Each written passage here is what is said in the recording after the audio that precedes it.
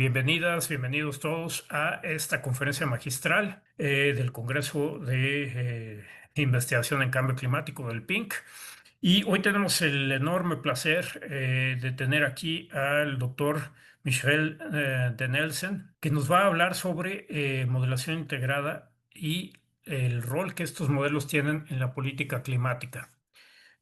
Bueno, lleva muchísimo tiempo haciendo modelos de evaluación integrada, es una de las figuras más importantes en el tema en cambio climático y es investigador principal en la Agencia de Evaluación Ambiental PBL de los Países Bajos. Es profesor de Política Climática Internacional y Mitigación del Cambio Climático en el Instituto de Estudios Ambientales de la Universidad Libre de Amsterdam. Es autor principal de todos los informes del PENUMA sobre las emisiones, en particular la brecha de emisiones. Es jefe del proyecto de los contratos de servicios de la DG Clima, que proporciona apoyo analítico a la Comisión Europea para las negociaciones sobre clima y la política climática. Michel, thank you for being here. The floor is yours. Okay, thank you very much for the introduction. I hope everybody can see and hear me clearly. My name is Michel Elzen. I'm a researcher indeed at the PBL, Netherlands Environmental Assessment Agency. I'm also a part-time professor, International Climate Policy and Mitigation of Climate Change at the Vrije Universiteit Amsterdam. I'm honored to give this presentation on the integrated assessment model IMAGE and its role in climate policy. So at PBL, I'm working as a climate policy researcher. I'm giving all kinds of policy support to the EU and the Dutch delegation of the international climate negotiations. I'm doing all kinds of scenario analysis for the European Commission, DG Clima, and we're also working with all kinds of model teams within Europe. I'm also a lead author of the UNEP Emission Gap Report and an author of the IPCC Working Group 3 report on mitigation. So where I'm going to talk about today is first I give an introduction of the image model, then I will say something about long-term scenarios using the integrated assessment models. I will present the work that we did for the European Commission vision document for climate neutral Europe by 2050. Then I present the UNEP Emission Gap Report as one of the policy applications of such a model like IMAGE. And then I will say something about, is it still possible to meet the 1.5 degree climate goal of Paris? Okay, let's first start indeed with Paris. And yeah, what's important is that at that time, during the Conference of Parties, all the parties agreed for a main goal, climate goal of the Paris Agreement, to keep the temperature increase well below the 2 degrees Celsius and drive efforts to limit the temperature increase even further to 1.5 degrees Celsius. It's a very ambitious goal, and well, all parties agreed on such a global goal, but countries need to implement that at a national level. They need to pledge certain reduction targets, and they need to implement national policies in order to get there. So one of the key questions is, of course, is the impact of all these aggregated impact of these NDCs well enough, these national climate plans, to meet the climate goal of Paris? And what does it mean? And there, what is needed? Now, you need a kind of a model. You need to look at the full cost effect change of climate change, because then you get a better understanding what does it mean to get to a low target of 1.5 and 2 degrees. Then you have to look at the full cost effect change of climate change, starting from energy use, land use changes, to the emissions, the concentrations of greenhouse gases, climate change, and finally the climate impacts. And at PL, we are doing that, and we are using a climate model that tries to integrate the full cost effect change, and that model is called the IMAGE model. It has already a long history. We developed it at the late 80s already at that time. And yeah, what it does mainly is it simulates the environmental consequences of human activities by integrated land, energy, climate and policy models into one framework. The main objective is to assess the large-scale and long-term interactions between the human system and the Earth system, and to get a better understanding of the global environmental change and its impacts, including climate change. And to analyze the consequences of various policy strategies, mitigation scenarios on climate change and global environmental change. And the third, also important, to analyze the key interactions and uncertainties in the whole cause-effect chains from climate change. So this team, as already mentioned, is developed at the end of the 80s, and now we have about 20 persons. Detlef van Vuren is leading the image model team, and I'm basically responsible for the policy team. It consists of different systems, as already mentioned. You have on top, you have the drivers, then you have a human system consisting of an agricultural and land use system and energy supply and demand system. Then we have, that leads to changes in land cover and land use changes, emissions. Then there is the impact on the earth system, the land system and the atmosphere and oceans. And finally, the climate impacts. So it's a whole system. And on the right-hand side, you see the policy responses, climate policy, air pollution, and land and biodiversity policies. So that's all in there. And what is important, this is an integrated assessment model. It's not only the first, there are a couple of others as well. And what's important of these integrated assessment models is that they all describe a combination of the human system and the earth system. So it's a combination of both. And in that way, it gains a better understanding of the environmental problems. But it is in between the different types of models. You have the models that have a primary focus on the earth system models. That's basically on the left-hand side. And then we have the economic models, the computational general equilibrium models. These are very complex economic models. So these integrated assessment models are somewhat in between. And that's also important. And it's also important that for these integrated assessment models, you have also all kinds of integrated assessment models. You have the cost-benefit integrated assessment models from the economics. And a good example is the DICE model, for example, that calculates the cost-optimal temperature increase. And then you have within these integrated assessment models, and there are multiple integrated assessment models in the world, you have types that are more focused on engineering, more focused on economics. And the image model particularly is more focused on natural science, system dynamics, is quite detailed in terms of the bottom-up approaches, and it's a quite process-oriented model. Okay, then moving back to the calculation themselves. So it's on the human system, that's at the level of 26 world reaches and indicated here. On the earth system, it's on a grid level, very detailed, 5 to 5 minutes, 0.5 to 0.5 degrees, quite detailed. Yeah, as already indicated, going to one step further, you have different drivers on top. And the drivers can be trade, population, income, technology, assumptions, lifestyle, policy assumptions. Then we have the different agricultural land use systems, different models in that respect. On the energy supply, there's a complete energy model that leads to all kinds of changes in the land cover and the emissions. And for example, on the drivers, one key driver is of course population. And we assume different worlds, the different background storylines, more to say. And these are the SSP1 to SSP5. You are one of the markers in the model calculations from the different integrated assessment models. But then basically, 5 storylines, and SSP2 is the one that we are using the most. It's the middle of the road, basically assuming a median population scenario and a median income scenario. But there are also other storylines with higher economic growth and higher population. It's all a combination of different worlds that you can explore, and that's basically given in the figures below. I'm not going into the details of what's in there, but there are all kinds of models. For example, if you look in the demand sector, you have the energy demand from different sectors. You have demand for grassland and croplands, for example, and that leads to, you need to basically meet the demand, and that needs to be done by a food system, or in terms of energy, by an energy supply model that's also all taken into account.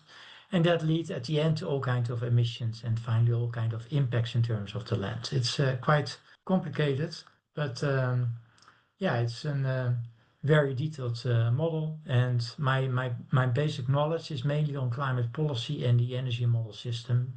That is my main expertise. So where is it used for? Well, that's important. So we are using it mainly for different integrated assessment model scenarios for the IPCC, for the Intergovernmental Panel on Climate Change. And this is an example for all greenhouse gases. This is the red line indicates the current policy scenario. Purple is blue is the 1.5 degree scenario. So this is for all greenhouse gases. This is for the CO2 emissions only. And then you see basically for 2 degree scenario, it leads to net zero by around 2070. And for the 1.5 around 2050. And for 1.5, it needs to peak before 2025.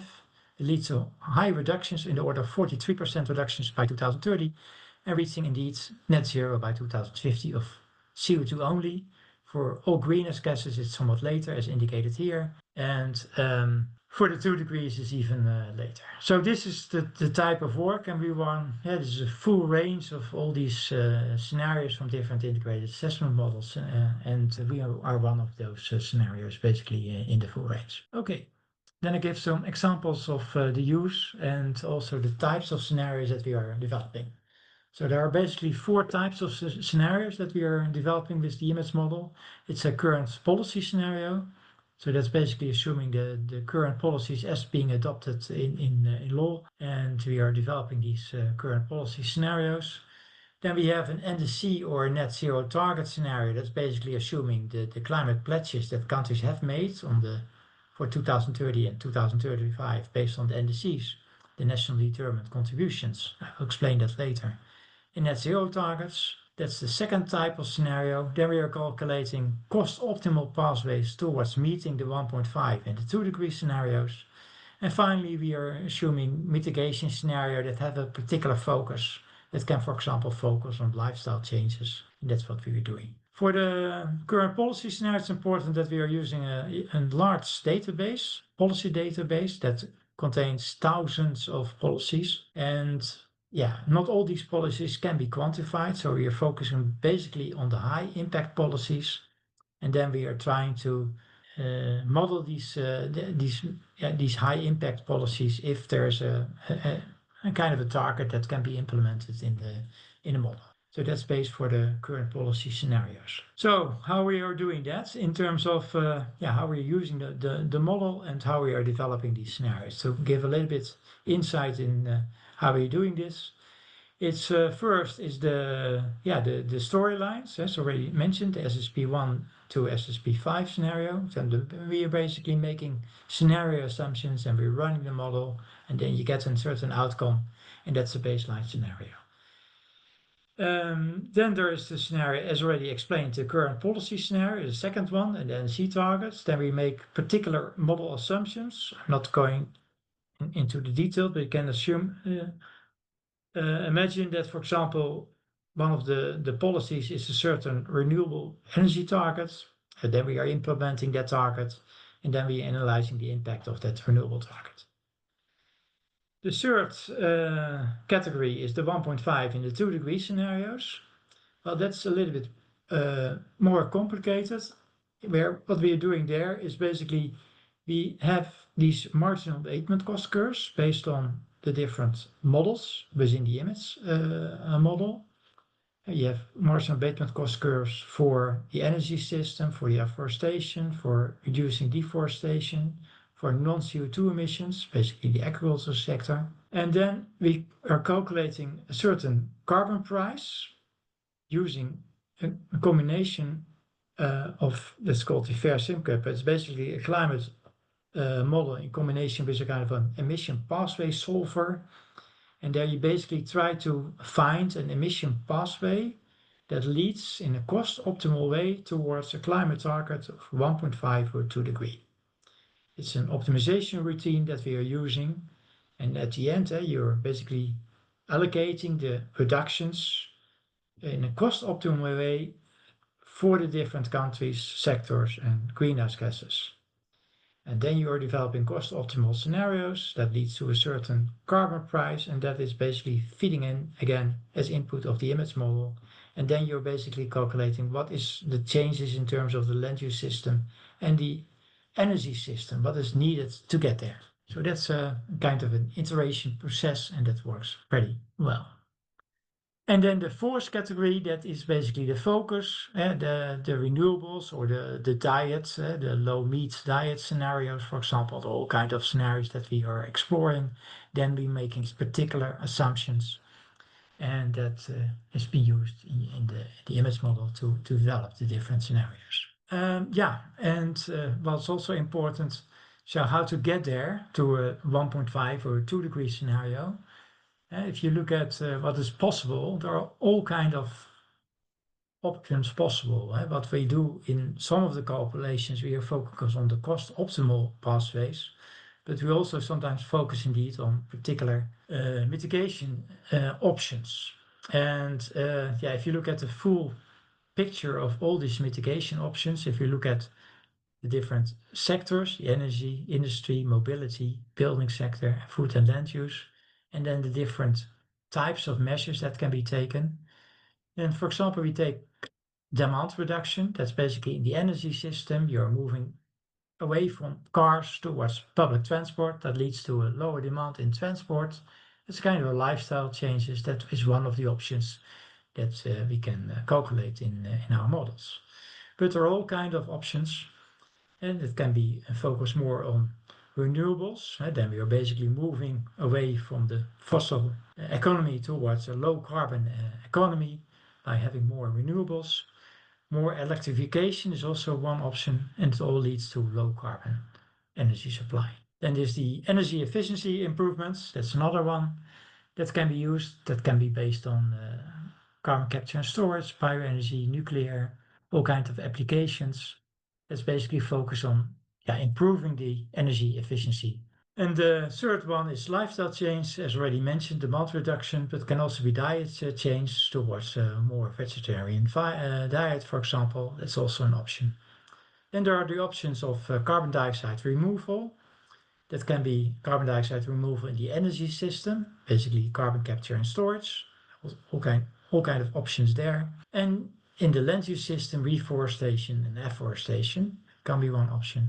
And then finally, the non-CO2 mitigation, that's basically the different mitigation options in the agriculture system, or it can be also landfills, it can be waste, it can be all kind of, you basically have a lot of emissions coming from the agricultural sector, and these can be reduced by using different mitigation options, and that's also one option to get to finally the 1.5 and the 2 degree scenarios.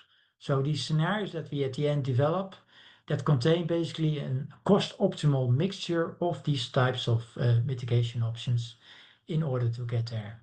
And sometimes we have a scenario that is more focused on one particular measure, and then that definitely helps. For example, if you have a scenario with a lot of diet change, then it basically is easier to get to 1.5 or 2 degree, because a lot of these land use emissions are being reduced already by the change in diet. Okay, get more concrete. This is an example. It's quite outdated, but it still gives you some idea how it works. So this is the CO2 emissions, CO2 equivalent emissions, pathways leading to an increase in emissions. And then there are different mitigation options in order to get to the 2 degree pathways in the lower end. So you can reduce the non-CO2 greenhouse gases. You can do carbon capture and storage, bioenergy, solar and wind, nuclear, energy efficiency improvements, and finally afforestation. That it all leads to lower CO2 emissions, and at the end it leads to the emission pathways that is consistent with meeting the 2 degree. And basically on the short term, it's more the focus on non-CO2 mitigation, because there are quite some relatively cheap mitigation options available there. The fuel switch towards natural gas, energy efficiency, and solar and wind. And in the long term, it's more carbon capture and storage, nuclear, because there's a lot of time that is needed to basically get it working, and to building also power plants on nuclear power plants takes quite some time. So that is more long-term solutions. And the same holds for carbon capture and storage. So that's the general picture to give you more concrete and more up-to-date picture of what we are doing now. The first column is basically the current policy scenario for the OECD, the non-OECD with net zero targets, another category of non-OECD without net zero targets, but that's just you can forget. But it's basically, it shows you the current policy scenario and the 1.5 degree scenario. And it shows you basically, yeah, for the current policy scenario, still a lot of fossil fuels are being used, indicated here on top, but still also solar and wind comes in, and solar indicated in yellow. But it's not enough. We are not getting there with current policies. And if you're moving towards a 1.5 degree scenario, then you basically see the upscaling of the renewables, moving away from coal and all towards more solar, wind, and biofuels. And yeah, that leads at the end to a complete different energy system, which is more relying on the non-fossil fuels and more on renewables. Okay, yeah, this is just as an example. I'm going to a third application. That's the work that we did for the European Commission for basically the impact assessment for that has led to the decision for the European Commission to move towards net zero greenhouse gas emissions by 2050, the so-called European Green Deal. This is the work that we did together with the Joint Research Center, GRC, in Spain. And yeah, that is basically the work. This is also a nice figure that basically indicates which types of models are being involved. The image model is one of the energy models as indicated here, but there are more energy models that are involved in doing that impact assessment. We are working on a global level, the Pulse model from GRC as well, but there are also lots of European models. And for the economy and the agricultural sector and the non-CO2 emissions, there are all kinds of models that are being used for that impact assessment.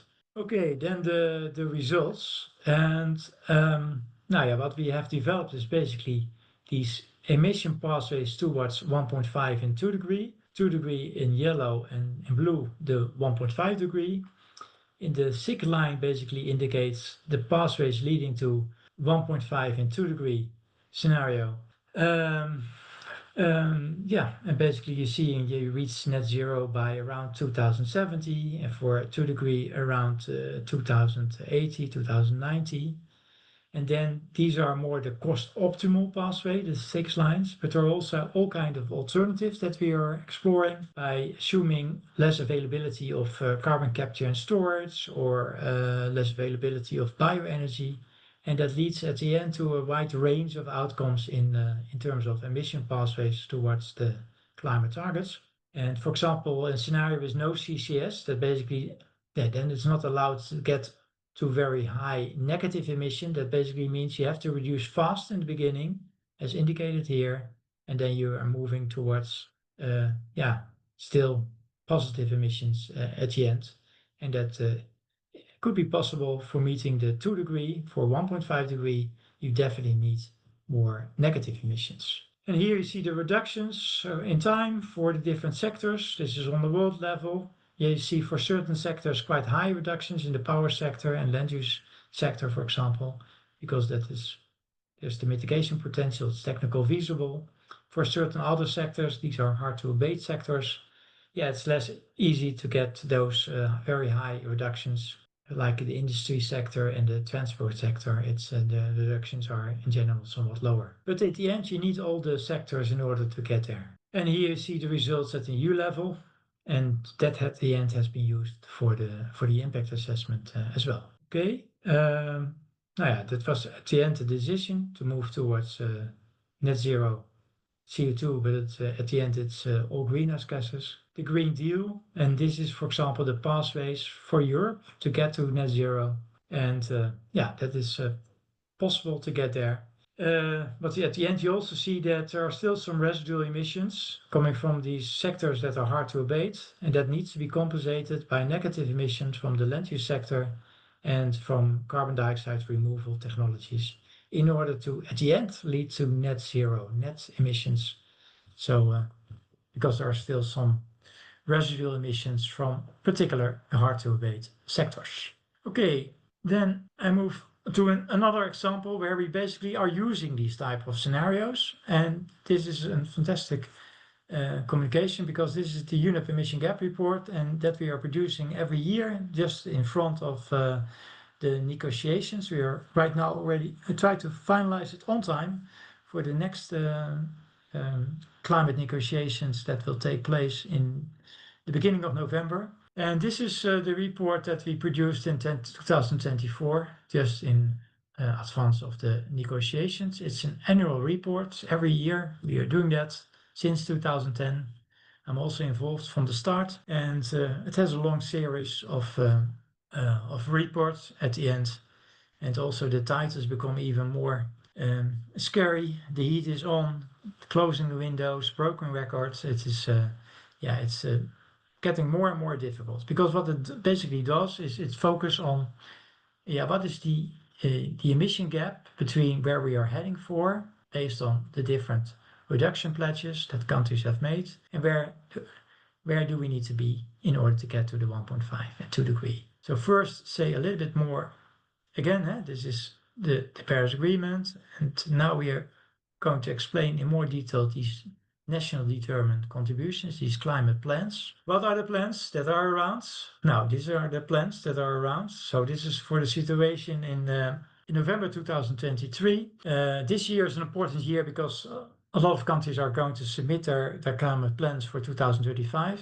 I'm not going to tell about that because that's very new and is still work in progress. That will be presented in 2 weeks' time. But we are working on that. But this is a situation where we are in 2030. And in fact, there has not that much changed, because in 2030, the plans, if you look at the new plans that have been submitted by the different countries, most of those plans do not present an enhanced reduction target for 2030. So the numbers that are presenting here for 2030 remain almost the same. So for Europe, at least 55%. For Mexico, reduction of the emissions 35 to 40%. Unconditional and conditional. For Brazil, the 53%. So all kind of targets. China is of course important. The peak in the CO2 emissions by 2030 before reduction in the emission intensity, CO2 emissions divided by income, GDP. So these are the different targets, and that we are going to analyze with the different model teams. But first, I'm going to present what we always do in the UNEP emission gap report. First, a kind of an overview where we're standing right now in terms of the emissions. Well, that is not looking very good. We are right now reaching a new record of around 57 gigatons. Again, an increase in 2023 of 1.3% per year. And even above the growth rates in the decade before the COVID pandemic. So it's not in the good direction. And that you can also see in this figure that presents the per capita emission levels on the left-hand side and the total emissions on the right-hand side for the different countries. And there you see first, have a look at the per capita emission levels. US has the highest, followed by Russia, then China, Brazil, Europe, lower compared to China. Europe, Indonesia, I think Mexico is somewhere in between Europe and the world. I'm not sure, maybe even below the world average. I don't have the exact numbers. But India is basically much lower compared to the world average. And then if you look at the total emissions for those 6 countries, and that represents about 60% of the global emissions. Now you see the China is basically more than a double of the US emissions, by far the most important one, reaching about 30% of the global emissions. This is US, this is Europe, the blue line, India, and India is also surpassing the Europe emissions. And on the bottom, we see basically the other countries. And what's also interesting, if you look at the black line, that's international transport. It's also quite important. This is the dip, but right now, because of COVID, right now it's already increasing again. And it's also an important sector. So these are the differences, quite unequal across countries. That's important to notice. And then we're moving towards the emission gap. So that's basically, we are now using all the information from the different climate plans. This is the global emissions on the vertical axis, and this is the historical. The blue line indicates the current policy projections based on all the implemented policies, leading to an increase again compared to 2019 levels. There we have the orange is the projected emissions for the unconditional indices, the conditional indices in red. Basically the pathways towards 2 degrees and the pathways towards 1.5 degrees. So what it basically shows, there's a gap between where we're heading for in terms of the emissions, the current policies and the indices, and where we need to be. We need to be at 1.5 as these lowest levels. So the unconditional and conditional indices reduce about 4 to 10% relative to 2019, but what is needed is a 28% and a 42% reduction. So we need to enhance our ambition, and we need to implement also more policies in order to get there. What's happening in the future? Well, the emission gap, and this is still without these new indices, but this is still the work that we had done last year, basically a continuation of the projections according to these indices. And we see basically that the emission gap still increases because the levels that are needed in 2035 for 2 degrees and 1.5 are even lower. So the emission gap further increases, and that's also indicated in the reduction levels that are needed. That also implies all kinds of temperature projections. And these are the temperature projections according to different chances, 50%, 66%, and 90%. So for the current policy scenario, it leads to a projection of around 3.1 degree. Unconditional indices continuation 2.8 degree and conditional 2.6 degree. So that's the good news that already if you implement, all countries implement the conditional indices, you're already reducing your temperature projections by 0.5 degrees, moving from 3.1 to 2.6. And then, it's still possible to meet at least the 2 degree, and that is only in the very optimistic scenario that all countries are implementing the conditional indices, but also the net zero targets, because many countries have also made net zero pledges in order that they want to reach net zero by 2050 or somewhat later. And that is then, if those countries are all implementing that, then it would lead to 1.9 degree. But it all depends on the feasibilities of these and the credibilities of these net zero targets that we analyzed in the paper in Science, because a lot of these net zero targets do not have a credible plan or are legally adopted by the countries. So there's quite some uncertainty about the implementation. It's also possible to get even further, to get even closer to the 1.5, and that we explored in a paper in Earth and Environment Communications. And there what we basically did is, you have these different scenarios, current policy scenario and NDC scenario. The blue line indicates an NDC plus net zero target scenarios. But you want to be at that dash line of 1.5. And in order to get there, there are different ways to get there. And all countries could adopt a net zero pathway. They could adopt it even 5 years earlier. And they also could go straight ahead from current emission towards the net zero pledges. And for example, for certain countries like India, there's quite an increase before they are moving downwards.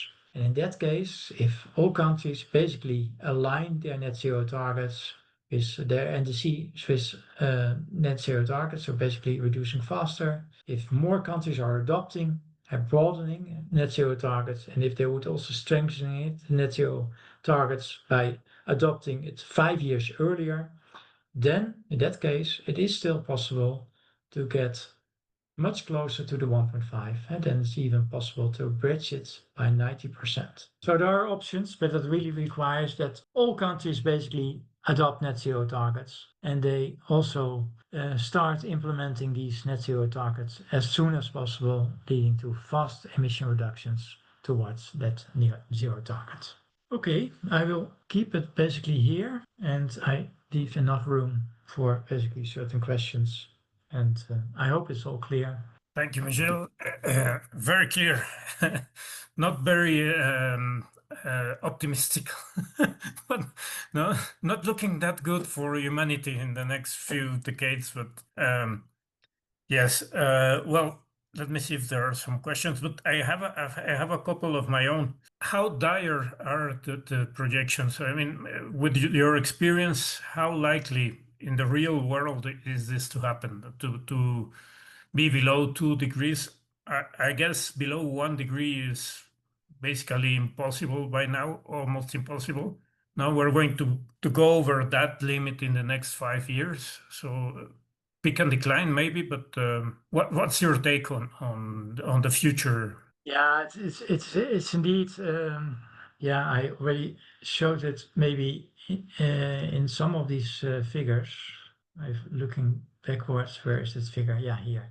Now, yeah, but if you see as a historical emission trend, if you look at these pathways towards 2 degrees, indicate, sorry, the 2 degree pathways and the 1.5 degree pathways, you see that we should already, in these IPCC scenarios, already start reducing by 2020. And if you look at the trend, that's going the opposite direction. So it's actually, yeah, already not possible anymore to get to 2 degree or 1.5 degree based on these pathways. You need to make new pathways that go beyond the IPCC AR6 scenario database. And these are currently being developed and take into account at least the current emission trends and that lead to indeed even faster reductions. It's still possible to get to 1.5 and 2 degree, but particular for 1.5 degree scenario, yeah, it means basically a higher overshoot. So for the IPCC AR6, we already assumed at that time a limited overshoot, about 0.1 degree. But right now we are talking about an overshoot in the order of 0.2 and 0.3 degrees. Because it's basically because of, if you take into account the current trends, yeah, it leads to an overshoot. And yeah, then it becomes, it's still possible to get to 1.5 at the very end of the century by 2100. But we're going to live in a world with an overshoot of temperature, and that will definitely have all kind of climate impacts. So that's also one of the things, and that we are going to explore in the new UNEP emission gap report, and also many scenarios are being developed right now already. Is that take into account that current trend? When is the new emissions gap report coming out? At the end of the year, this year, right? Well, the 4th of November. So basically, in about 2 weeks' time, we are going to work on to publish it. It's still work in progress. Yeah, what we are going to do is one of the key issues. Of course, we are trying to analyze the new plans that countries have submitted, and then we can make a better estimate where we are in terms of 2035. And that's work in progress. Yeah, and yeah. It's you can imagine that it's not very likely that the situation will change. It's very likely that there still remains an emission gap for 2 degree and 1.5.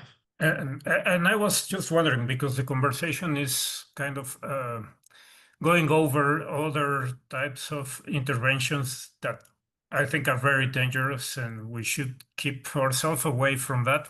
But there is a lot of discussion about solar radiation modification and geoengineering options. What's your take on that? It's how likely is that we are going to end up doing that because of the lack of progress in mitigation at the global level? Yeah, it's a fallback option, and it also requires quite some energy in order to implement some of these options. It's also, yeah, sometimes a risky world. For example, if you are putting a lot of sulfur in the atmosphere, it's a way of cooling the atmosphere. But it all has all kind of negative consequences. I think yeah, we definitely need to understand the Earth system very well in order to do these kind of risky experiments. Yeah, and yeah, what I said, it is also requires quite some energy sometimes for some of those. And I'm definitely not the expert, but it's not an area that we are working on. I noticed that at least it gives more and more attention but it is really a fallback solution. I think the most easiest way and the most robust way is just to do more mitigation of the greenhouse gases. Before we are falling back towards a solution like those. Yeah, it's quite scary. And I wanted to ask you about the image model. It's been on the works. I mean, it started like 40 years ago, no, or something like this. And can you tell us where are you going with that model? What are the next steps forward? Not only in the image model, but in general, integrated assessment models. What's the future you see for those models? Where should they go? Because I mean, we have students working on these models here in Mexico too. So I think it's very good to have your experience, to share your experience with them. No, that's a very good question indeed. Because the image model itself, we are still further developing it, and that is good. But it's at the end, it's also about developing those scenarios.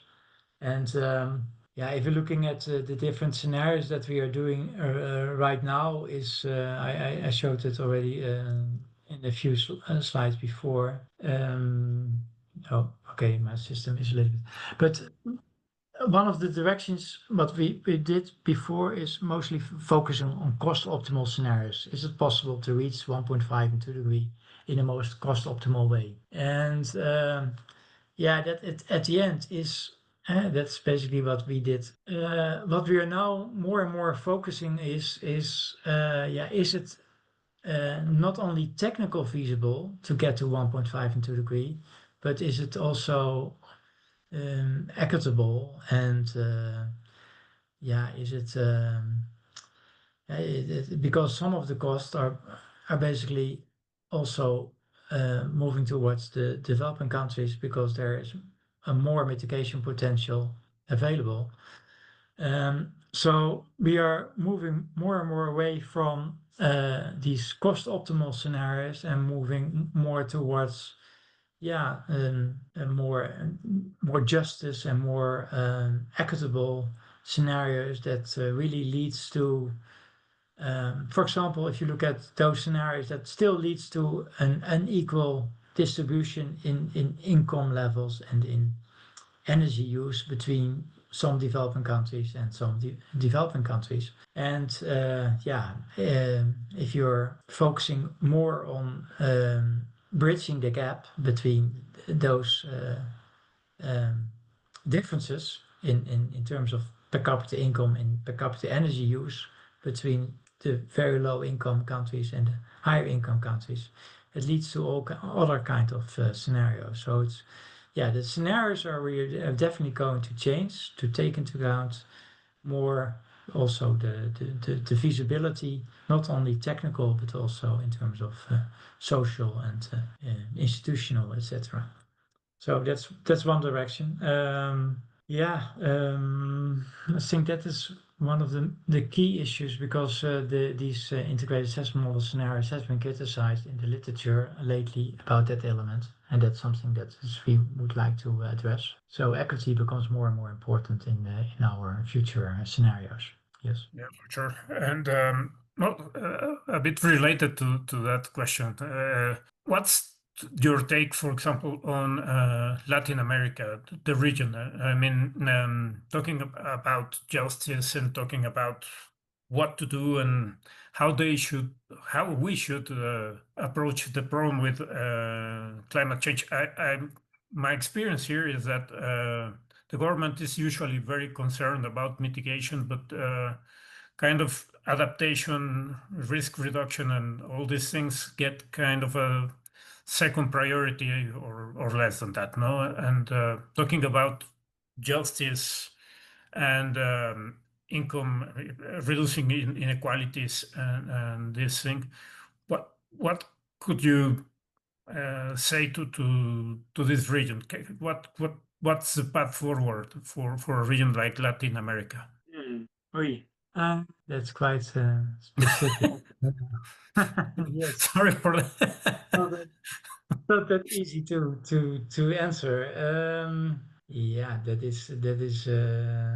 Yeah, of course. Yeah, we assume that particular holds. I assume also for the Latin American regions because of the maybe the dependency on the US that yeah, the geopolitical developments play a crucial role. That's also something that we are going to explore more and more. Yeah, so yeah, that is something that we are going to take into account more, the geopolitical developments and the impact of trade barriers and so on. I assume that also affects the Latin America region. Yeah, we are developing scenarios for Mexico and also for Brazil, for example, with the help of national experts. For Mexico, it's a pity to my knowledge that they did not have adopted a net zero target because I think that is really one very good way if you have a certain long-term goal that you want to reach at the long term, reaching net zero in a particular year, and that has helped for Europe, for example, to making that transition towards a net zero economy with net zero emissions. I think that would definitely help. If then at least you have a long-term point in the horizon that you want to achieve, and I think that for Latin America, that would be very good if indeed they are going to adopt, particularly Mexico, and net zero target for the long term. It might be that it's already there, but to my knowledge, it's still not there. But that's one of my lessons I've for Latin America. But yeah, to be honest, uh, we have not done very regional studies on the level of Latin America. I think yeah, we of course Thank we you. are focused on the major emitters, China and the US and Europe, and not in particular Mexico. Yeah, well, we have been working with the government this year to develop the NDCs with them. And now I'm kind of happy to say to you that now there is a net zero target for 2055 or around 2055. No, so that's, I guess, good news. And yeah, and well, we have been using the GCAM model for developing these scenarios. And well, but yeah, also I wanted to ask you, and I promise these are the two last questions. Um, what about what's the real impact, for example, of the prescience of Donald Trump on climate negotiations? Because there is a lot of discussion around that, and it's about 4 billion tons of CO2 extra, 4 billion tons to the atmosphere. Do you have any study about that or any estimates of the real impact of? Yeah, so that's indeed a very interesting question. That's indeed what we are working on right now. We see quite an impact of the